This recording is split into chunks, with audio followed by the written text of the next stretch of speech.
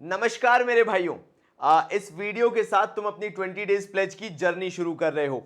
एक छोटा सा अनाउंसमेंट करने आया हूं।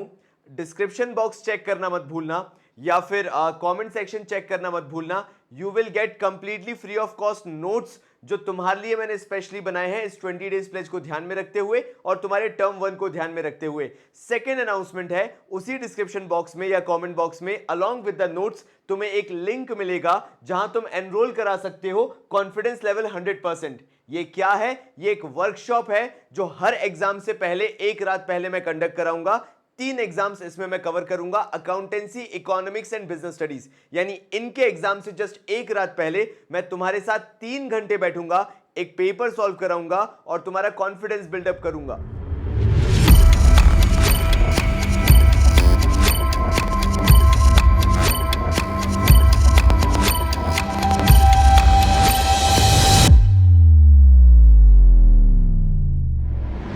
नमस्कार मेरे भाइयों, मेरे बेचारे प्राणियों जिनको ये चैप्टर्स याद नहीं होते हैं।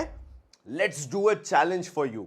अब इस चैलेंज के अंदर करना कुछ नहीं है तुम्हें, मैं तुमसे कुछ करने को नहीं बोल रहा। ये पूरा चैप्टर देखो एंड तुम्हें ये चैप्टर याद नहीं रखना है, लेकिन एक मूवी की तरह, जैसे मूवी याद रह जाती ना, ये हुआ था, वो हुआ था, इसने इसको मारा था, उसने उसको मारा था। ये चैप्टर ऐसे तुम्हारे कहीं बैक ऑफ द माइंड याद में रह जाना चाहिए। और जब भी तुम इस वीडियो के बाद कोई भी बुक उठाते हो इस रूरल डेवलपमेंट के क्वेश्चंस करने के लिए, तो तुम्हें पता होना चाहिए कि सही आंसर क्या है, मतलब बैक ऑफ द माइंड में तुम्हारे याद रहना चाहिए। और अगर इस वीडियो के बाद ऐसा चमत्कार हो जाए कि बिना रटे हुए तुम्हें पूरा चैप्टर फिर भी याद है, बाबा जी फिर भी हमसे बन रहा है क्वेश्चंस, पता नहीं कैसे, लेकिन ये चमत्कार आपने हमारे अंदर कर दिया है, वापस आना इस वीडियो पे और एक बार कमेंट करके जरूर जाना। तो बिना किसी देरी के शुरू करते हैं।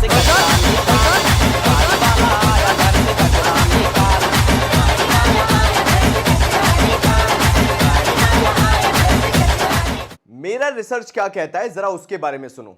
ये पूरा का पूरा चैप्टर जो है, जिस कॉन्टेक्स्ट में तुमसे एमसीक्यूज में पूछा जाएगा, दैट इज डेवलपमेंट। यानी कोई भी टॉपिक मैं उठा लूं इस पूरे चैप्टर से। अब तुम बोलोगे बाबा जी बड़ी लेम बात कर रहे हो वैसे आप, मैं जानता हूं, बट द थिंग इज ये तुम्हारे again back of the mind है, मुझे निकाल के सामने लेके आनी है सो दैट टर्म 1 में तुम्हें ये चीज याद रहे। बाबा जी ने बोल बोल के याद दिलाया था, बोल बोल के याद दिलाया था। Rural development, the entire chapter is based on one particular word, that is development. चाहे सरकार क्रेडिट लेके आ जाए, चाहे सरकार स्कीम लेके आ जाए, चाहे कुछ भी लेके आ जाए, चाहे कोई भी एमसीक्यू तुम उठा के देख लो, every single thing is based upon कि हम रूरल एरियाज का डेवलपमेंट कैसे कर सकते हैं। चलो इसकी डेफिनेशन के साथ, मतलब मीनिंग के साथ चालू करते हैं। Focus on action for the development of those areas which are lagging in the development of the overall village economy.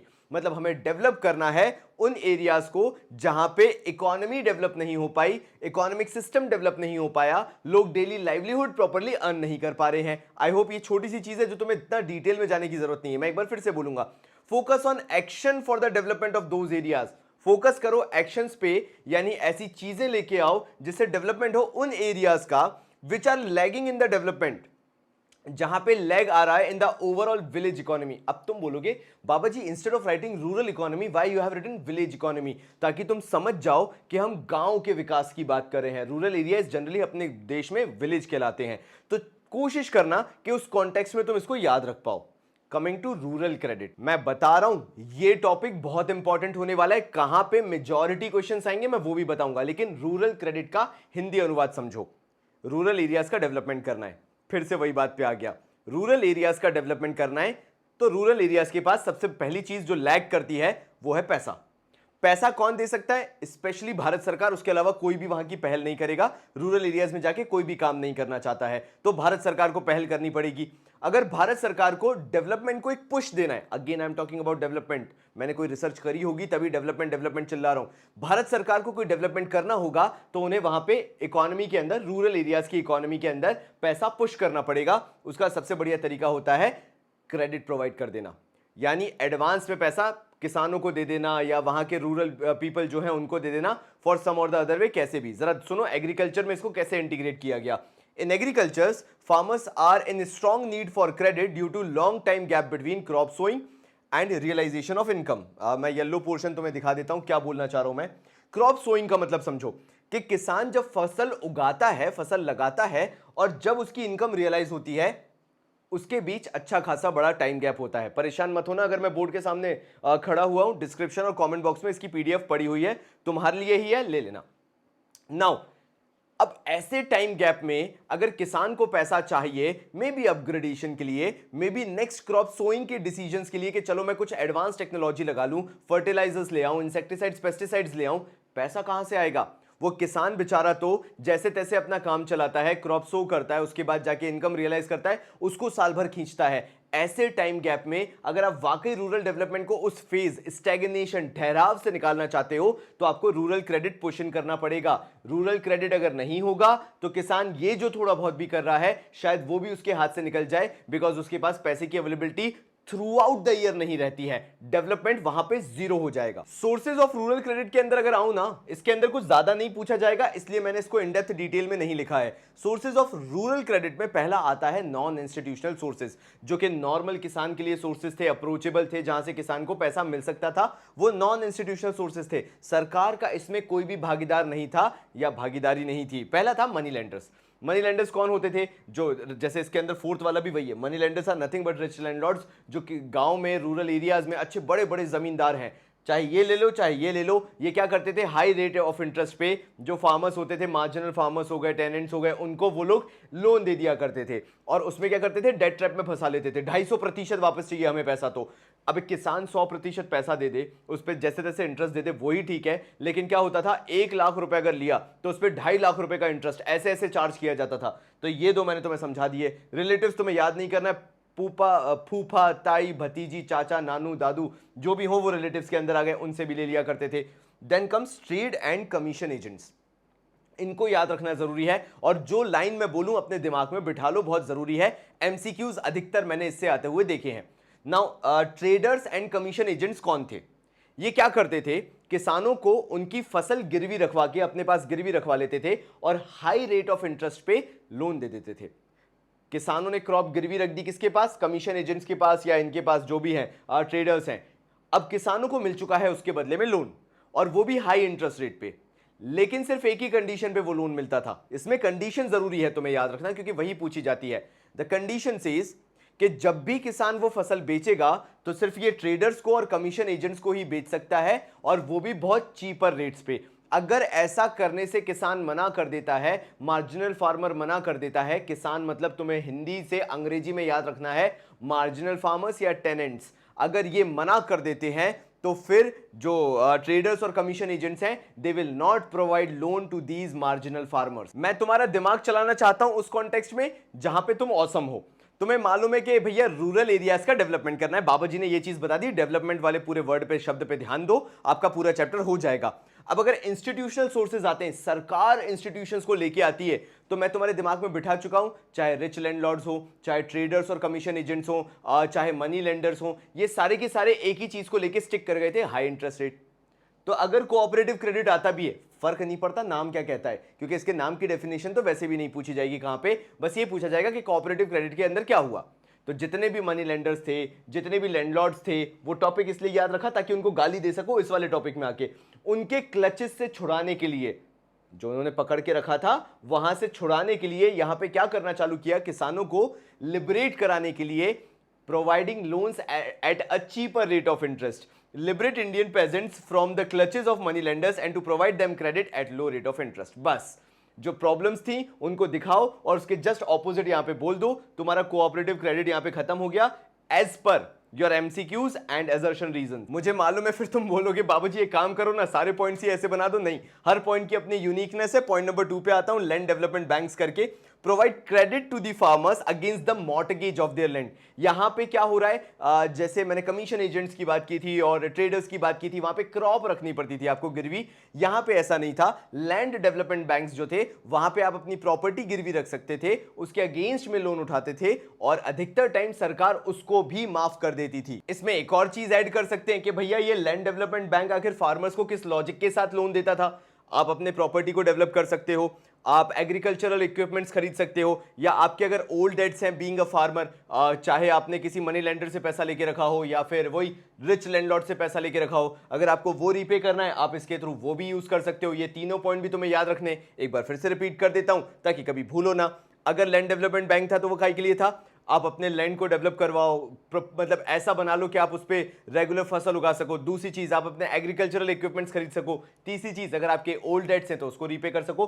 तीनों परेशानी अगर आप लेके जाते हो लैंड डेवलपमेंट बैंक के थ्रू, वो चीजें आपको एड्रेस कर दी जाएंगी, उसके लिए आपके लिए लोन सैंक्शन कर दिया जाएगा। Coming to commercial bank credit. अच्छा बाबा जी, यहां पे आपने कुछ नहीं लिखवाया, हमें तो लगता है यहां पे बहुत कुछ आना चाहिए था। नहीं, टू बी वेरी ऑनेस्ट कुछ नहीं पूछा जाने वाला इससे, बिकॉज एक्चुअल में रूरल डेवलपमेंट में विकास की बात कर रहे थे, डेवलपमेंट की बात कर रहे थे। तुम्हारी मेरी पहली बात हो गई थी, क्या डेवलपमेंट में कमर्शियल बैंक ने भागीदारी निभाई? बिल्कुल भी नहीं। कोई ऐसी किताब नहीं है जो ये कह सके कि इसके अंदर कमर्शियल बैंक का कोई भागीदारी थी या रूरल डेवलपमेंट के अंदर कोई भी इन्होंने कंट्रीब्यूशन किया था। बात सुनो ध्यान से, I will give you a very good fact check. उन्होंने बोला commercial bank played a marginal role, like so काम किया इन एडवांसिंग रूरल क्रेडिट। उन्होंने रूरल क्रेडिट करने में मार्जिनल काम किया। अब मार्जिनल काम क्यों किया मैं बताता हूं। 1969 से पहले बैंकिंग सिस्टम रूरल एरियाज तक पहुंचा ही नहीं था। ये तुम्हें कोई नहीं बताएगा, अगर पता भी है well and good, I am so proud of you. लेकिन ये चीज ध्यान रखो, बिफोर 1969 बैंक्स जो थे वो रूरल एरियाज तक पहुंचे ही नहीं थे। अब वो कहां तक पहुंचे थे? जो अर्बनाइजेशन आसपास आ गया था रूरल एरियाज के, वहां तक पहुंचे थे। और मैक्सिमम रूरल एरियाज तब भी बहुत दूर थे अर्बनाइजेशन से या अर्बन एरियाज से, तो वहां तक पहुंच नहीं पाए थे। फिर 1969 के बाद जब नेशनलाइजेशन होना चालू हुआ, उसके बाद बैंकिंग सिस्टम रूरल एरियाज में एंटर होना चालू हुआ, वो भी बहुत लिमिटेड स्ट्रेंथ के साथ। तब डायरेक्टली फार्मर्स को फाइनेंस करना चालू किया या फाइनेंस या क्रेडिट करना चालू किया, पैसा देना चालू किया। लेकिन 1969 से पहले तो पूरा साइलेंट काम चल रहा था। इसलिए बोला जाता है कि इसने मार्जिनल रोल प्ले किया when it comes to commercial bank credit. यहां से फार्मर्स को कोई बहुत ज्यादा हेल्प नहीं हो पाई थी, बिकॉज तब मोटिव, कमर्शियल बैंक है, मोटिव प्रॉफिट्स होते हैं और उन्हें कोई ऐसा फ्रूटफुल रिजल्ट नहीं दिख रहा था कि रूरल एरियाज में मिलेगा कि जाके वो वहां पे अपनी ब्रांचेस एस्टैब्लिश करें। रीजनल रूरल बैंक के अंदर एक स्टेटमेंट लिखा हुआ है। अब तुम सोच रहे होगे बाबा जी आपने ये स्टेटमेंट्स किस कॉन्टेक्स्ट में लिखे हैं, आप एक बार वो एक्सप्लेन कर दो। सिंपल सा लॉजिक है, ये वो कॉन्टेक्स्ट है जिससे बेस्ड मैंने बहुत सारे एमसीक्यूज देख रखे हैं अंडर डिफरेंट बुक्स, और जहां पे सीबीएसई भी हिंट दे रहा है कि इसी कॉन्टेक्स्ट में क्वेश्चन पूछे जाएंगे। अब जहां पे कोई बैंक नहीं खुल रहा था, फेल हो रहे थे बैंक ओपन अप होने में, या स्ट्रैटेजी गलत थी, या मे बी पहुंच नहीं हो पा रही थी, वहां पे रीजनल रूरल बैंक्स खुलना चालू हुए। ये लाइन तुम्हारे लिए इस कॉन्टेक्स्ट में इंपॉर्टेंट है कि अगर आ जाता है ओके कौन से ऐसे बैंक थे जो अधिकतर जगह तक पहुंच रहे थे, फिर उसके बाद तुमसे क्वेश्चन पूछा जा सकता है अच्छा ठीक है रीजनल रूरल बैंक तो वो बैंक हो गया, लेकिन मैं तुम्हें एक आइडिया देता हूं, इससे रिलेटेड एक बहुत इंपॉर्टेंट टॉपिक भी पूछा जा सकता है, जो है ऐसा कौन सा रूरल क्रेडिट था या इंस्टीट्यूशनल सोर्स था जिसने ना सिर्फ मार्जिनल फार्मर्स को बल्कि एग्रीकल्चरल लेबरर्स को या फिर हम बोले स्मॉल एंटरप्रेन्योर्स को, आर्टिशियंस जो थे उनको भी लोन प्रोवाइड किए, क्रेडिट फैसिलिटी प्रोवाइड की, वो थे regional rural banks. Like variety of जो स्ट्रीम से लोग थे उसको उनको कहां से पैसा मिल रहा था? Through regional rural banks. ये पॉइंट तुम्हें याद रखने के लिए जरूरत है। ये तो ठीक है, ये मैंने कॉन्टेक्स्ट देखा हुआ है, लेकिन ये दो वैरायटी में इससे क्वेश्चन आ सकते हैं, मैंने दोनों बता दिए। अच्छा हाँ, फिर भारत सरकार से रिलेटेड तो क्वेश्चन आएगा ही आएगा कि सरकार ने डायरेक्टली रूरल क्रेडिट कब दे दिया। तो सरकार पहली चीज जो रूरल क्रेडिट देती थी उसको नाम दिया जाता था तकावी लोन्स। ठीक है, अब ये तकावी लोन्स स्पेसिफिक कंडीशन में ही दिया जाता था। सरकार डायरेक्टली अगर रूरल क्रेडिट प्रोवाइड कर रही है तो लेंट ड्यूरिंग इमरजेंसी, मतलब फेमाइंस हो गया, फ्लड्स हो गया, विपदा आपदा कोई आ गई, उसी कॉन्टेक्स्ट में दिया जाता सरकार के द्वारा, अदरवाइज नहीं दिया जाता। नाम क्या रखा गया उसका? तकावी सिस्टम देख लो या तो तकावी लोन देख लोगे। एक इंपॉर्टेंट चीज और जो तुम्हें इसके अंदर याद रखने वाली है कि इसके अंदर इंटरेस्ट रेट जो होता था एज लो एज 6% तक जाता था। 6% के रेट ऑफ इंटरेस्ट पे तुम्हें लोन मिल रहा है, वो भी भारत सरकार से।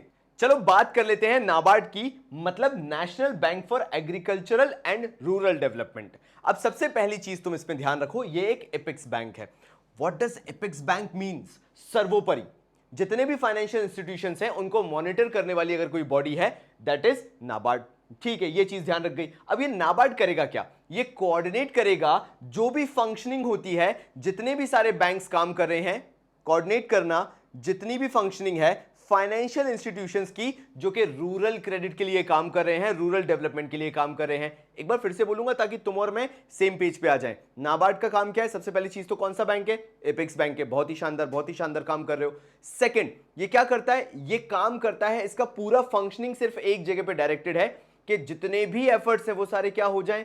कोऑर्डिनेट हो जाए। कोऑर्डिनेशन ऑफ फंक्शनिंग ऑफ किसकी? उन सारे फाइनेंशियल इंस्टीट्यूशंस की जो कि रूरल क्रेडिट के लिए काम कर रहे हैं। आगे बढ़ते हैं। सबसे पहले तो बाबा जी ये बताओ कि ये जो आपने डिफरेंट फाइनेंशियल इंस्टीट्यूशंस लिख रखे हैं, ये कौन से डिफरेंट फाइनेंशियल इंस्टीट्यूशंस हैं जो अभी मैंने पढ़ाए? चाहे तुम कोऑपरेटिव क्रेडिट की बात कर लो, चाहे तुम कमर्शियल बैंक की बात कर लो, चाहे तुम रीजनल रूरल बैंक की बात कर लो, इन सब को मॉनिटर करना, इन सब को देखना, इन सबको एडवाइस करना, ये सारा काम कौन कर रहा है? नाबार्ड कर रहा है। National bank for agricultural and rural development. Again full form पे ध्यान देना जो मैं बोल रहा हूं। पहला पॉइंट मैंने तुम्हें बता दिया। बाप रे, मेरे को ऐसा लग रहा है कि मैं ही थक जाऊंगा, लेकिन ये पॉइंट इंपॉर्टेंट है और यहां पे तुम्हारे मार्क्स जा सकते हैं। और मेरे भाई खुदा कसम, मैं मक्कारी वहां कर ही नहीं सकता जहां तुम्हारे एक मार्क भी कट जाए, क्योंकि कई लोगों को फिर ये गलतफहमी होने लगती 20 डेज प्लेज तो सिर्फ रिवीजन सीरीज है। बेटा तुम्हारा कुछ नहीं हो सकता अगर तुम उसको इस कॉन्टेक्स्ट में लेते हो। सोच का फर्क है। सोच छोटी रखोगे, मार्क्स भी उतने ही आएंगे। दोबारा मेरी आंखों में देखो और जो मैं बोल रहा हूं उसको ध्यान से सुनो। अगर फुल मार्क्स लेके आने हैं तो नाबार्ड का फुल फॉर्म याद रखना है। बाबा जी ने सबसे पहली बात वो बोली। नाबार्ड का फुल फॉर्म है national bank for agricultural and rural development. Now ये एक एपेक्स बैंक है। एपेक्स बैंक का मतलब हो गया सर्वोपरि बैंक है। इसका काम क्या है? ये फंक्शनिंग को देखता है कि उसमें कैसा कोऑर्डिनेशन है।